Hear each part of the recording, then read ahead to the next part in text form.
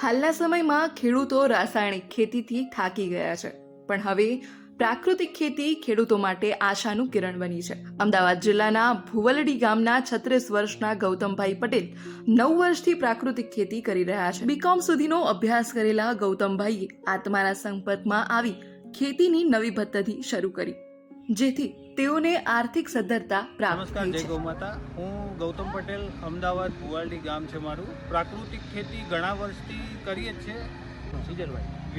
Season wise લગભગ લાખ રૂપિયાની આજુબાજુ તો થઈ જ જાય છે.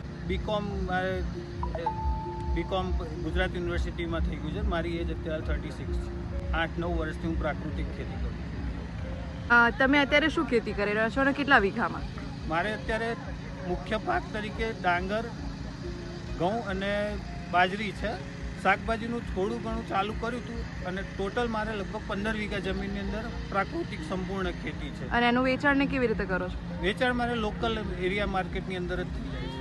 અલગ અલગ પાકનું અલગ અલગ ઉત્પાદન હોય છે. જેમ કે ડાંગર ને હોય છે, અમે ચોખા જ માર્કેટમાં ડાયરેક્ટ વેચીએ છીએ.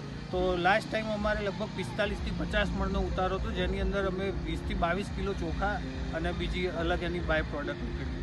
ઓકે. અને આનું મતલબ જનરલી ભાવને શું હોય છે, બજાર ભાવને? બજાર ભાવનો પ્રાકૃતિક ખેતીનો ફાયદો જે છે કે તમારે બજાર ભાવથી કોઈ મતલબ નથી હોતો. જેમ કે અત્યારે હાલ કોબીજ ને ફુલેવર જે છે એ 10 રૂપિયા ને 15 રૂપિયા માર્કેટમાં મોટી મોટી લારીઓને ખટારા ભરાય એટલા હોય. અમારી પાસે માંગ એટલી છે કે પ્રાકૃતિક તમે આપો અને 40 થી 50 રૂપિયા તો હાલ અમે લઈ શકીએ છીએ. વીઘા સીઝન વાઇઝ લગભગ લાખ રૂપિયાની આજુબાજુ તો થઈ જાય. આ ખેડૂતો માટે તો બેનિફિટ છે જ આની અંદર, પણ અમારા જેવા અનુભવી ખેડૂતો માટે પણ એટલું જ બેનિફિટ છે કે કઈ રીતે મલ્ટી ક્રોપિંગ કરવી, થોડી જમીનમાં કઈ રીતે વધારે પાક લઈ શકાય, એનું પ્રોડક્શન કઈ રીતે વધુ લઈ શકાય.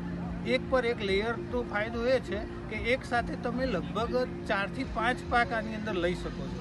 એ ધારો કે કોઈ અનાયાસે કોઈ નેચરલ કેલામિટીઝ કે વોટેવર આવી જાય તો પણ જો એક પાક નિષ્ફળ જાય તો બીજા પાકમાં તમે રિકવરી એમાં લઈ શકો છો. કે તમે મલ્ટી ક્રોપિંગ અને મલ્ટી લેયર ક્રોપિંગ બી કરી શકો છો આની અંદર. એટલે નુકસાનની શક્યતા ઘણી ઓછી થઈ જાય છે આની અંદર. ખેડૂતોને જ્યાં ત્યાં લગભગ નુકસાન એટલે જ જતું હોય કે એક ક્રોપ ઉપર આધાર હોય છે.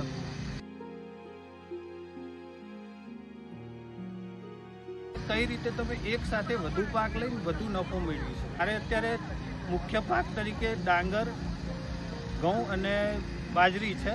ગૌતમ પટેલ જેવા યુવા ખેડૂતો આજે પ્રાકૃતિક ખેતી કરીને સાબિત કરે છે કે પ્રાકૃતિક ખેતીથી જમીન પણ ટકે છે અને ખેડૂતો આર્થિક રીતે સદ્ધર પણ બને છે. રિંકુ ઠાકોર, લોકલ 18, મહેસાણા.